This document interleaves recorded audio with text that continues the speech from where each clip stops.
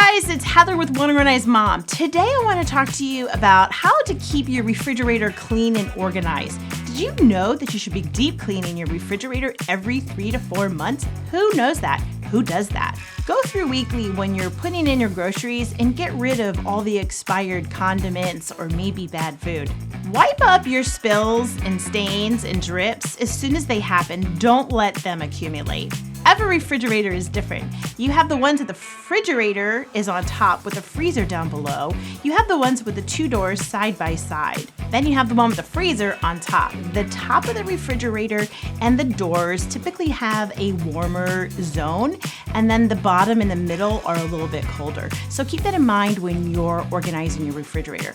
Depending on your family's needs and how you stock your refrigerator might be a little bit different. If you have younger kids, you need to move certain items down lower so they can open the fridge and get a snack and help themselves.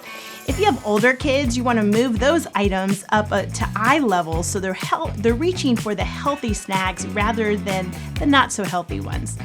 I like to store all of my veggies. I'll cut them up and put them in mason jars so my teenagers can open the door and see them, and they'll gravitate to those healthy choices rather than the sugary ones that I don't want them to eat. Another good tip is to have organizers inside your refrigerator.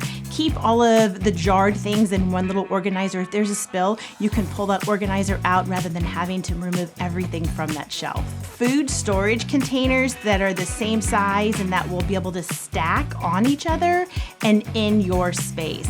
Get the items to fit your refrigerator, not the other way around. I hope this tip helps. If you have any questions, join us on social media.